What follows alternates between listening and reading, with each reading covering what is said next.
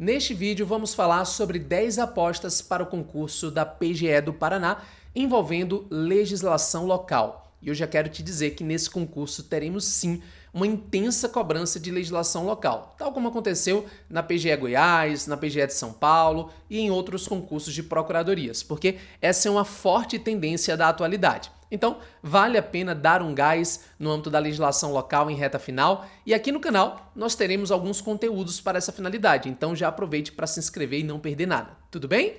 Então, vamos direto aqui à nossa primeira aposta que envolve um artigo da Constituição do Estado e um ADI julgada pelo Supremo Tribunal Federal.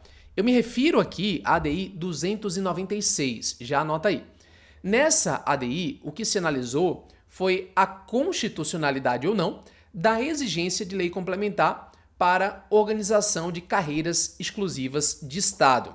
Era o que constava do artigo 33, parágrafo 9º da Constituição do Estado do Paraná. Então, nesse dispositivo, se exigia lei complementar para tratar da organização de carreiras exclusivas de Estado. E o que aconteceu? No âmbito do Estado do Paraná, nós tivemos a edição de uma lei complementar regulamentando algumas carreiras policiais e isso chegou ao Supremo Tribunal Federal. Será que é constitucional a exigência de uma lei complementar sobre o tema?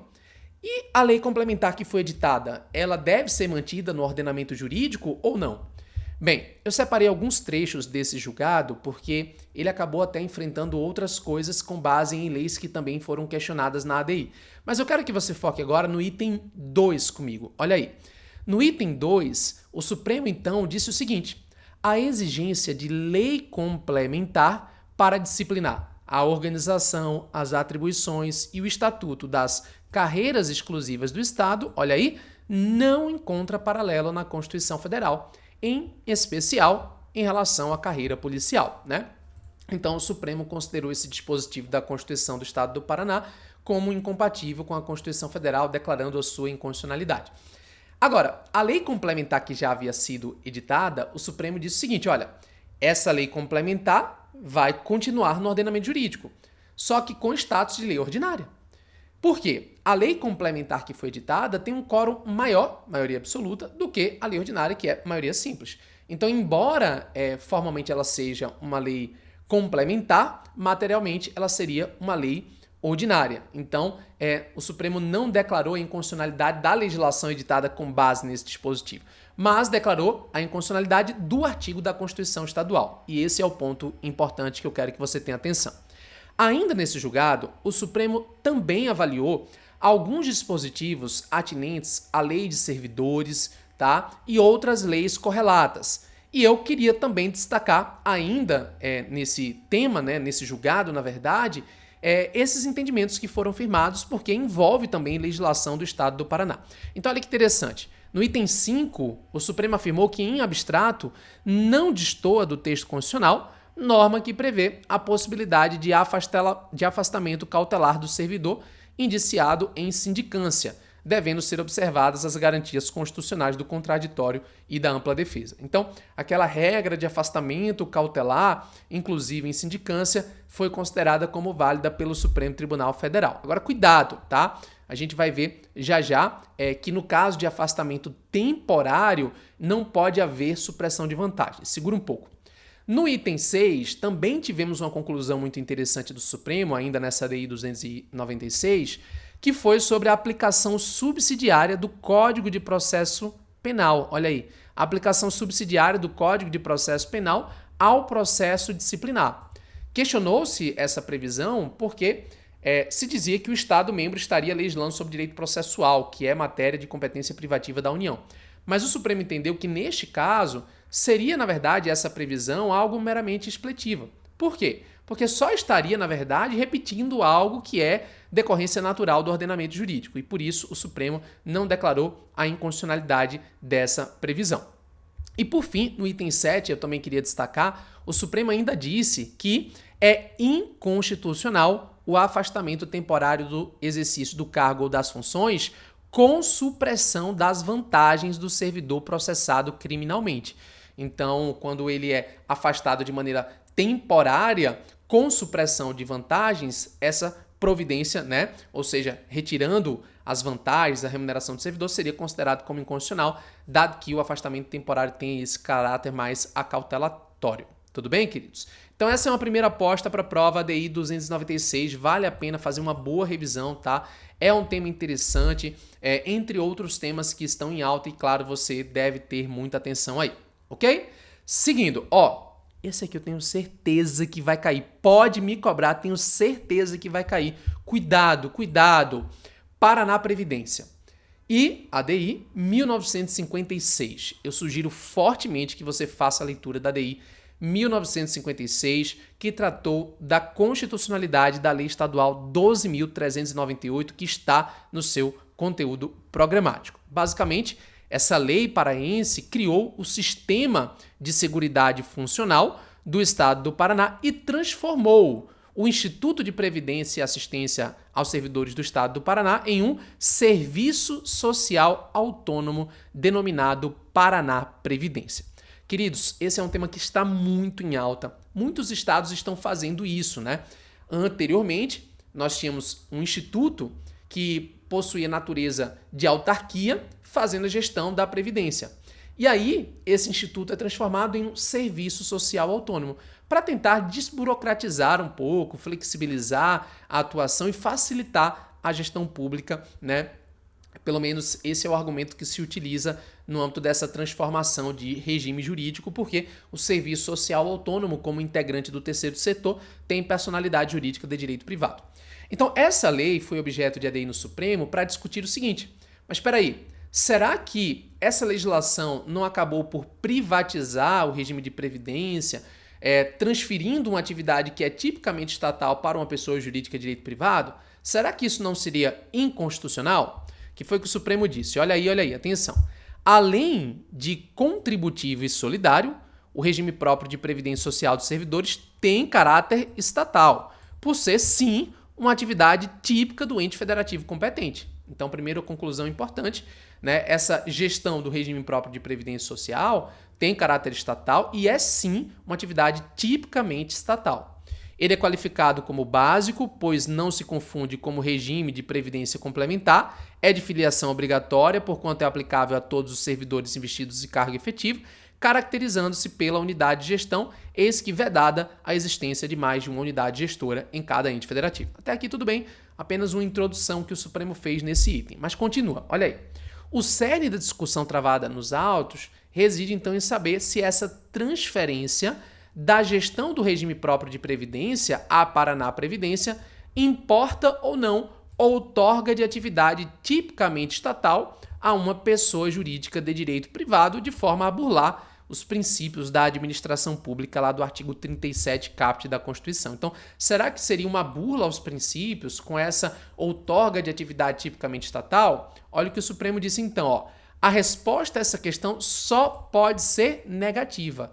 Haja vista dois argumentos centrais, dois argumentos que ele traz. Primeiro, a delegação de gestão do regime próprio de previdência à Paraná Previdência não importa na transferência da titularidade do serviço, que é e sempre será de responsabilidade do ente federativo a quem cabe garantir a sua execução. Então não há, portanto, essa delegação aqui, da titularidade do serviço, a transferência, na verdade, da titularidade do serviço, mas sim a delegação da gestão. Então a titularidade permanece com o Estado do Paraná, mas a gestão é transferida ao Instituto, né? Então esse é o entendimento do Supremo Tribunal Federal. E dois, a entidade gestora atua em cooperação com o Estado do Paraná para a consecução dos objetivos estipulados por esse ente federativo e sob seu controle e fiscalização, visto que não goza a Paraná Previdência de autonomia absoluta em face do poder público e não se sujeita a regime de direito privado em sentido estrito. Então o que ele está dizendo é o seguinte, olha, é uma cooperação, na verdade. O Estado do Paraná está cooperando com a Paraná Previdência, vice-versa, e a Paraná Previdência não está ali com autonomia absoluta, né? E não está sujeita também ao regime de direito privado em sentido estrito, na medida em que não atua numa área econômica em regime concorrencial, né? Então, esses foram os dois pressupostos. Então, de acordo com o Supremo, a participação do Estado do Paraná na Paraná Previdência permeia a composição dos órgãos deliberativos, formação de fundos e assim por diante. Ou seja, a obrigação de prestar serviços referentes ao regime próprio é do Estado do Paraná. E o que a Paraná Previdência faz é a gestão de modo instrumental, apenas, né, fazendo realmente ali a gestão do sistema de previdência.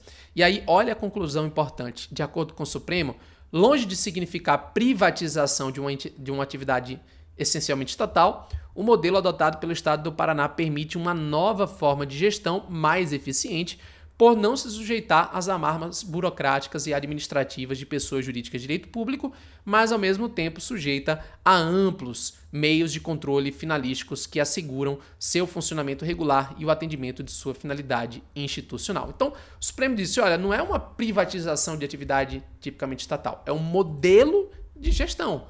E esse modelo se mostra compatível com o texto da Constituição Federal. Foi o entendimento do Supremo sobre essa legislação. Ainda nesse julgado, o Supremo teve que analisar também um dispositivo da lei estadual que prevê a aplicação da imunidade tributária recíproca, se seria ou não constitucional, considerando se tratar de uma pessoa jurídica de direito privado. Olha que interessante aí, item 8. A imunidade recíproca consagrada pelas sucessivas constituições republicanas brasileiras representa um fator indispensável à preservação institucional das próprias unidades integrantes do Estado Federal, constituindo ainda importante instrumento de manutenção do equilíbrio e harmonia que devem prevalecer como valores essenciais aí no plano das relações político-jurídicas. Aí ele diz, na sequência, que no caso, sendo uma entidade paraestatal sem fins lucrativos, vinculada ao Estado do Paraná com essa atividade aí, né, em regime, portanto, não concorrencial, é compatível com a Constituição a incidência da imunidade recíproca relativamente à Paraná Previdência, uma vez que não prosperam as alegações quanto à inconstitucionalidade do artigo 100 da Lei 12.398, tá, pessoal? Então, o Supremo julgou, portanto, improcedente a ADI quanto a essa legislação. É uma aposta muito boa para a prova também, tá? Talvez você esteja pensando, mas Marcílio, será que vai ficar caindo julgado assim? E lei seca não é o que cobra de legislação local? Também, tá, gente? Temos cobrança de lei seca, temos cobrança de jurisprudência envolvendo legislação local, os dois são muito cobrados. Por isso eu recomendo sempre, né, fazer o meu curso de legislação local, o link está na descrição do vídeo, para estudar bem a lei seca e alguns julgados, e fazer o Jornada PGE, que é o evento de uma semana revisando tópicos que estão em alta aí envolvendo, né, o Estado do Paraná, os tópicos que estão em alta nas matérias do núcleo duro, constitucional, administrativo, tributário, financeiro e assim por diante. Mas aqui nas apostas também temos, sim, lei seca, tá, pessoal? Temos apostas, sim, em relação à lei seca, ressaltando que lá no curso de legislação local tem um cronograma com os artigos mais relevantes que vocês devem ler. Então, terceira aposta, lei seca, olha aqui, composição do Conselho Superior da PGE do Paraná, norma que foi aí recentemente objeto de legislação, né, a Lei Complementar 246 de 2022, ato normativo recente, e Conselho Superior é sempre um assunto importante dentro das procuradorias por se tratar de fato de um conselho com competências muito relevantes. Então aqui, ó, artigo 6º-A, o Conselho Superior da Procuradoria-Geral do Estado será composto por 9 membros, a saber, o Procurador-Geral do Estado como presidente, um representante de cada uma das 5 classes, eleito dentre os integrantes de cada uma das referidas classes, né? Então você tem ali um representante de cada uma das 5 classes, além do Procurador-Geral do Estado que está como presidente, 3 membros e seus suplentes indicados pelo Procurador-Geral do Estado, dentre os procuradores do Estado há pelo menos 10 anos investido no cargo, independentemente da classe que ocupem. Então temos aí também, né, 3 membros. Então, Procurador-Geral do Estado, um representante de cada uma das 5 classes e 3 membros com seus suplentes indicados pelo Procurador-Geral do Estado, tendo pelo menos 10 anos de exercício no respectivo cargo. Os membros que são eleitos, né, inciso 1 e 2, exercem mandato de 2 anos, não permitidas a reeleição e a recondução para períodos subsequentes. São nomeados, bem como seus suplentes, pelo governador do estado. Disposição nova, tudo que é novo, tudo que vem ali 2022, 2021, 2023 é importante para esse concurso, então fica atento, tá? Para que você possa, evidentemente, ter um direcionamento. Mais uma, ó. Lei de processo administrativo é algo que sempre aparece nos concursos de procuradorias. E quando a gente fala em lei de processo administrativo, a lei do Estado do Paraná é bem extensa, tem vários tópicos, né? Ela trata até da parte de regime disciplinar, também de tomada de contas especial, é uma lei mais completa do que a lei 9784. Mas eu não vou apostar nisso não. Eu vou apostar hoje aqui na questão relativa à vedação à delegação.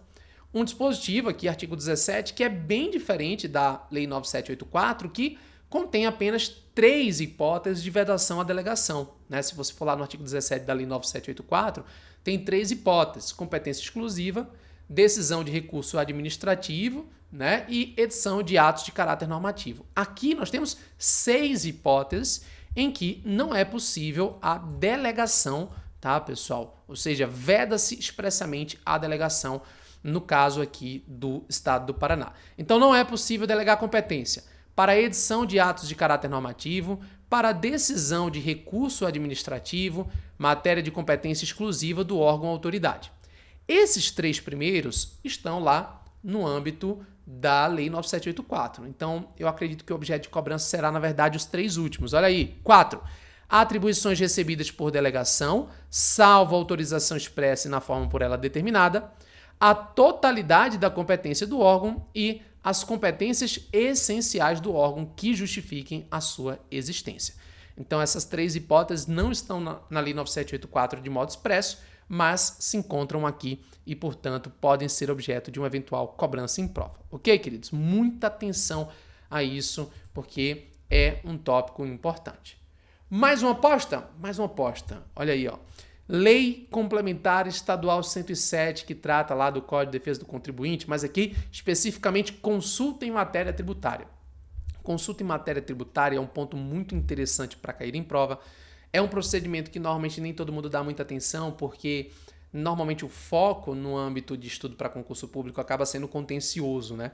Ou seja, a utilização de um procedimento em que há disputa entre as partes.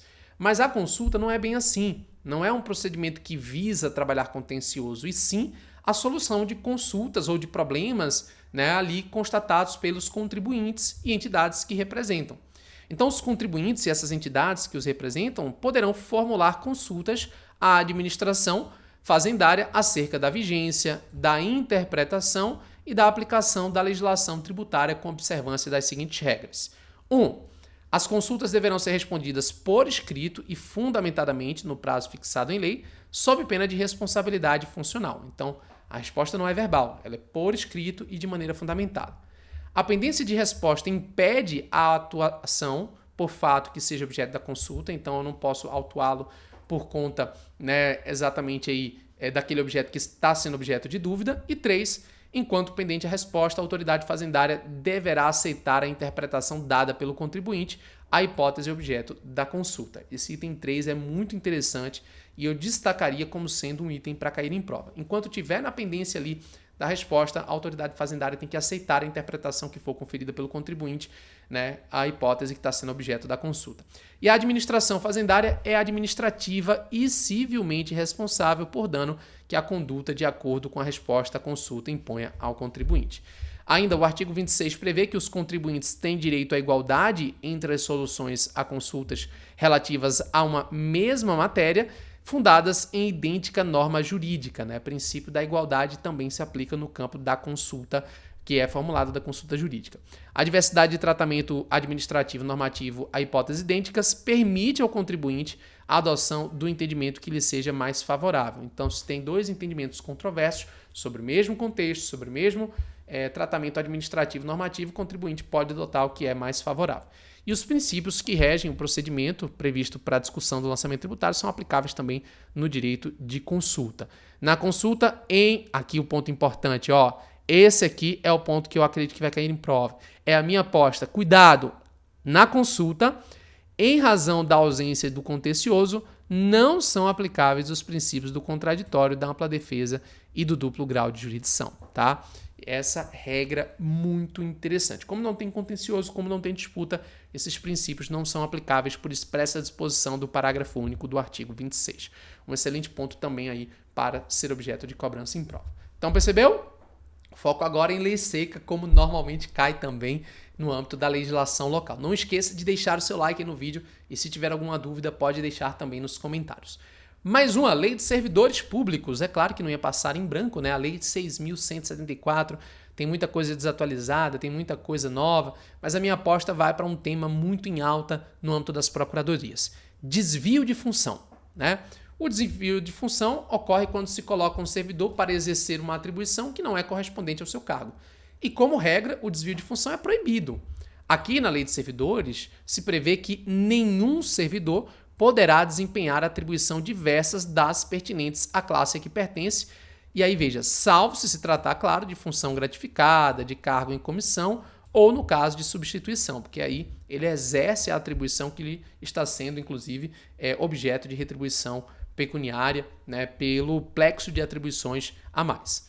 Agora, cuidado, esse é o ponto para a prova, olha aí. Em caso de necessidade imperiosa de serviço, poderão ser cometidos ao servidor mediante prévia autorização do órgão competente, por prazo não superior a 6 meses, atribuições não compreendidas na especificação do seu cargo.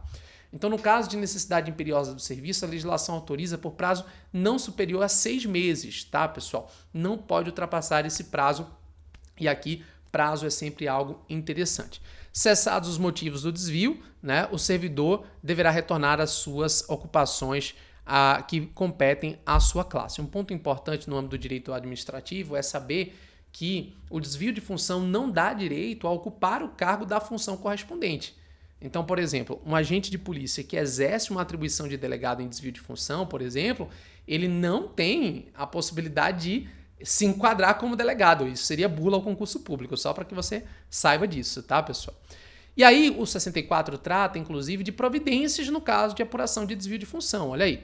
Apurado que o servidor tenha sido desviado de função com inobservância dos preceitos da lei, o órgão de administração do pessoal organizará um processo próprio, proporá as medidas e sanções cabíveis, inclusive a autoridade que tiver permitido. A autoridade que permite também poderá ser punida por conta disso. O desempenho pelo servidor de atribuição diversa da pertinente à classe a que pertencer não poderá, em caso algum, acarretar sua reclassificação ou readaptação, como eu falei anteriormente. Então, ele não muda de cargo por essa situação. E apurado o desvio de função não permitido em lei, será aplicado, quando for o caso, a penalidade de suspensão sem vencimento até que retorne às suas ocupações que competem à sua classe, sem prejuízo das demais combinações legais aqui couberem, tá? Lei estadual, portanto, aí de servidores, tem várias coisas, né? Vários pontos interessantes. A parte do regime disciplinar ficou mais na legislação própria, né? Na legislação de processo administrativo, mas enfim, era um ponto que eu queria destacar. Mais uma aposta aqui. Parceria público-privada, Lei Estadual 17.046. Nós temos uma lei estadual de parceria público-privada e aqui especificamente eu destacaria o artigo 5º, parágrafo 4º. Esse dispositivo trata da transferência de atividade técnica de suporte ao poder de polícia. Admite-se, no âmbito de parceria público-privada, veja, a transferência de atividade técnica de suporte ao poder de polícia, assim consideradas exemplificamente. Aí vem algumas hipóteses aqui. Existe no direito administrativo uma forte discussão sobre isso, né? Sobre essas possibilidades de delegação do poder de polícia. A gente aprende que o poder de polícia, como regra, é indelegável à pessoa jurídica de direito privado, mas se admite a delegação de atos materiais do poder de polícia, né? Tem até julgados do STJ sobre a temática. E nesse ponto aqui, veja que o parágrafo 4º não está falando da delegação ampla do poder de polícia, mas sim a atividade técnica de suporte ao poder de polícia. Imagine, por exemplo, a instalação de uma câmara de trânsito para fotografar não é a atividade propriamente de império do Estado, que é aplicar a multa. Aplicar a multa só o Estado, mas a câmara de trânsito, que é uma atividade de suporte, pode ser feita por uma empresa privada. Então ele, inclusive, exemplifica aqui, né? Quando ele fala que atividade de suporte ao funcionamento de penitenciária, né? Fala sobre gestão de trânsito, controle de tráfego e outras coisas. Mas um ponto, e essa é a minha aposta para a prova, é o parágrafo 5º. Olha aí. Nas PPPs que envolvam segurança pública, observar-se-á a impossibilidade de delegação do poder de polícia, bem como as demais restrições constantes da lei de execução fiscal, de execução penal, né? Então, segurança pública se submete a essa impossibilidade de delegação do poder de polícia por expressa disposição, inclusive de 2022, legislação recente, e eu, no seu lugar, teria cuidado aí também com esse ponto. Ok, queridos? Maravilha, vai cair também transação tributária, né? Tema em alta em todas as procuradorias. Estudar transação tributária é sempre importante. Nós temos a Lei Estadual 21.860 de 2023, uma lei muito atual de 2023, consta do conteúdo programático e, é claro, eu sugiro muita atenção. Bem, lá no artigo 12 se prevê que a transação na cobrança de créditos do Estado do Paraná e de suas autarquias poderá ocorrer nas seguintes modalidades. E na minha visão é muito importante saber a diferença entre essa transação individual, proposta pela Procuradoria-Geral do Estado, ou pelo devedor ou pela parte diversa, e a transação por adesão, proposta da Procuradoria-Geral do Estado. Quando você tem a transação individual, o que se leva em consideração é o litígio individualmente, aquele processo de maneira individual. A transação por adesão ocorre, no entanto, quando você tem ali um litígio envolvendo a mesma matéria com uma pluralidade de beneficiários, ou de pessoas que se enquadram. No caso da transação por adesão, o acordo não é direto, mas sim por meio de um edital lançado com critérios, e quem se enquadra no critério adere àquele edital e adere, portanto, à transação. Então, a lei prevê os dois modelos, a transação individual e a transação por adesão. Eu queria destacar aqui especificamente, no caso da transação individual, o artigo 14, parágrafo 2º, que veda a transação conforme esses 4 incisos. E eu acredito que a cobrança viria daqui, por ser um ponto importante que um procurador deve conhecer. Veda-se a transação que reduza o montante do principal do crédito, assim compreendido seu valor originário, excluídos os acréscimos legais, implique redução superior a 65% do valor total dos créditos a serem transacionados, conceda prazo de quitação dos créditos superior a 120 meses e implique em utilização das concessões previstas nos incisos 4 e 5 de forma isolada ou cumulativamente em limite superior a 75% do saldo remanescente após a incidência dos descontos, se houver. Tá, pessoal? Esse é um ponto aí importante. Aqui, quando se fala nos incisos 4 e 5, não são do parágrafo 2º, mas sim do parágrafo 1º, que prevê algumas concessões que podem ser dadas aí pelo poder público. Mas aqui o interessante é o limite também, que não pode, portanto, superior a 75% do saldo remanescente após incidência dos descontos, ok? Os honorários advocatícios poderão ser parcelados em até o mesmo número de vezes do crédito principal, desde que autorizado por ato próprio do respectivo conselho gestor, tá? Então, mesmo parcelamento do crédito principal pode ser aplicado também para os honorários advocatícios. Bem, aposta número 9, organização social, lei complementar número 140, que está também no conteúdo programático. Eu destacaria logo no comecinho o artigo 1º para você ter atenção. O artigo 1º prevê que o Poder Executivo pode qualificar organizações sociais como sendo essas pessoas jurídicas de direito privado, organizadas para fins não econômicos, com finalidades atinentes às atividades e serviços prestados pelo Estado, vedados os casos de exclusividade do poder público. Quando o serviço é exclusivo do poder público, não se pode, evidentemente, fazer esse tipo aí de qualificação para fins de delegação. As ações voltadas ao fomento das organizações sociais são coordenadas pela Secretaria de Estado do Planejamento e Coordenação Geral, e a implementação das ações programadas pela Secretaria do Estado de Planejamento e Coordenação Geral não impedem a administração pública estadual de, observado o princípio do interesse público, promover a concessão ou permissão de serviços. A gestão por entidades qualificadas como organizações sociais de atividades e serviços atualmente desempenhados por órgãos e entidades públicos do Estado do Paraná será sempre promovido sem prejuízo da continuidade correspondente à prestação dos serviços à população beneficiária. Essa parte aqui, até o parágrafo 3º, é mais uma introdução, importante sim, né? Mas é mais uma introdução. Só que, na minha visão, é interessante também ter atenção aqui, não apenas essa parte inicial, mas também aos parágrafos 4º, 5º e 6º. O 4º prevê que a execução das atividades das organizações sociais pressupõe, olha aí, prévia manifestação da Secretaria de Estado da área correspondente em parecer favorável, demonstrando a sua conveniência e oportunidade.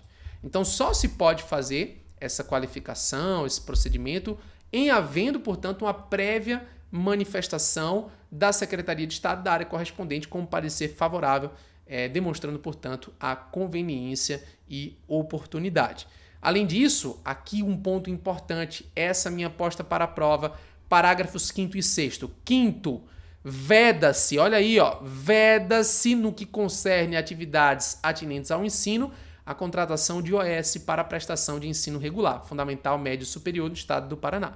Então, a atividade de ensino fundamental, médio e superior não pode ser objeto de delegação à organização social. E mais, veda-se também a contratação de OS para a prestação de serviços de segurança pública e aqueles atribuídos às empresas públicas e às sociedades de economia mista no Estado do Paraná. Essas duas vedações, na minha visão, são as vedações que serão objeto de cobrança em prova e eu teria aí, portanto, uma atenção especial. Ok, queridos? Um último ponto, não iria deixar de lado o direito ambiental aqui também com vocês, recursos hídricos, né? Lei Estadual 2.726 de 99. Essa lei de recursos hídricos é uma lei que consta do conteúdo programático, né, e pode ser objeto de uma cobrança. Eu sei que é chato, né, o estudo ali de lei local e especial ambiental, mas eu daria um enfoque aqui à parte das penalidades que podem ser aplicadas, tá? Então, a advertência por escrito, é claro, nós estamos falando no caso de violação às regras, né, sobre recursos hídricos, aos instrumentos da política de gestão de recursos hídricos. Então, pode ser advertência por escrito, multa simples ou diária, proporcional à gravidade da infração, pode ser um embargo provisório por prazo determinado para execução de serviços e obras necessários ao efetivo cumprimento das obrigações da outorga ou para cumprimento de normas de uso, controle e conservação, e pode ser o embargo definitivo com a revogação da outorga, se for o caso, para repor incontinente no seu antigo estado os recursos hídricos, leitos e margens na forma aí da legislação. Ok, queridos?